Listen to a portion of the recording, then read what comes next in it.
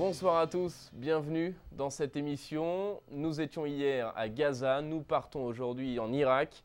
Les djihadistes de l'État islamique continuent de faire la loi. Ils ont chassé les chrétiens de la ville de Mossoul. Ils ont détruit les principaux sites religieux de la ville et ils occupent maintenant de plus en plus de territoires. Les chrétiens sont en danger. Pour les soutenir, une délégation d'évêques français rencontrait en début de semaine les chrétiens en Irak.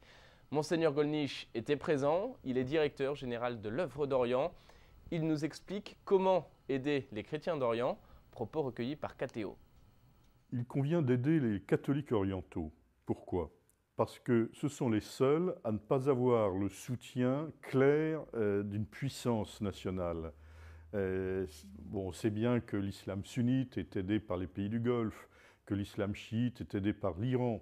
Les protestants sont aidés par les pays anglo-saxons. Les orthodoxes sont aidés par la Russie, par la Grèce. Les catholiques ne reçoivent pas l'aide directe d'une puissance nationale. Il convient donc qu'ils soient aidés car ils sont en situation de fragilisation, non pas pour eux-mêmes, non pas pour leur confort, non pas pour leur, pour leur pérennité, mais pour leur mission. Ils ont une mission et ils conçoivent leur présence dans ces pays-là comme une présence missionnaire. Missionnaire en quel sens? Dans le service de charité qu'ils rendent à la population. Tout le monde sait que dans les écoles catholiques, que dans les hôpitaux catholiques, tous sont accueillis, qu'ils soient chrétiens ou musulmans. Il s'agit donc de prendre notre part à la mission qu'ils exercent dans leurs pays respectifs et pour lesquels ils reçoivent très peu d'aide. Je note d'abord que la première demande que me font nos amis catholiques d'Orient, c'est « y a-t-il encore des catholiques en France ?» Alors je les rassure, bien sûr, mais j'espère les rassurer à bon escient. Et voilà, c'est cela qu'ils attendent d'abord. Donc que nous soyons fermes dans notre foi, fiers de notre foi, et que nous soyons ardents dans la prière. Deuxièmement, ils demandent que nous les connaissions, que nous puissions parler d'eux. Rien n'est pire pour eux que l'isolement, l'oubli, si vous voulez. Donc nous consacrons beaucoup de force à les faire connaître. Troisièmement, il y a un soutien financier qui n'est pas négligeable. Tout le monde connaît les différents organismes qui agissent au Moyen-Orient. L'œuvre d'Orient en est une, mais ce n'est pas la seule. Donc nous aidons les écoles, les collèges, les lycées, les universités, ce qui est très important pour eux. Nous aidons dans le domaine de la santé et nous aidons dans la vie des églises, le soutien aux paroisses, aux évêchés, etc. Pour venir en aide aux chrétiens d'Orient, vous pouvez également leur faire un don en ligne directement. Il vous suffit pour cela de vous rendre sur le site de l'aide à l'Église en détresse. En Europe, cette fois-ci, un pèlerinage est organisé en octobre prochain sur les pas de Saint-François de Laval et Sainte-Marie de l'Incarnation. Le pèlerinage se fera depuis la France jusqu'à Rome.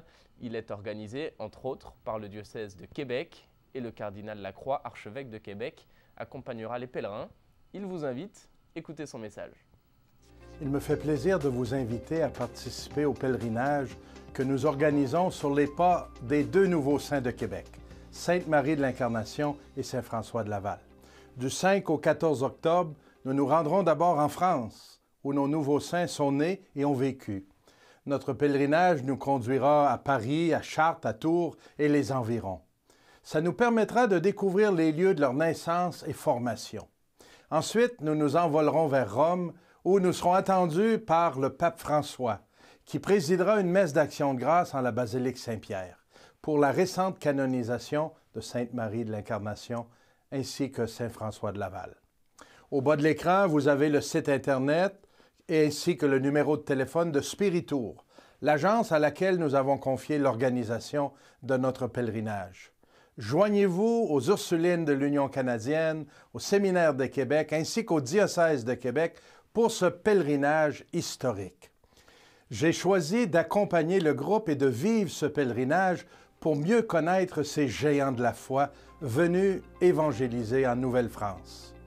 Ils ont ouvert des chemins pour bâtir l'Église et la société ici. Je suis convaincu que nous avons beaucoup à apprendre d'eux encore. Au plaisir de vivre ce pèlerinage avec vous. Voilà, si vous souhaitez donc davantage d'informations sur ce pèlerinage, vous pouvez vous rendre sur le site internet de Spiritour. C'est la fin de cette émission. Merci de nous avoir suivis. Excellente soirée à tous. À bientôt.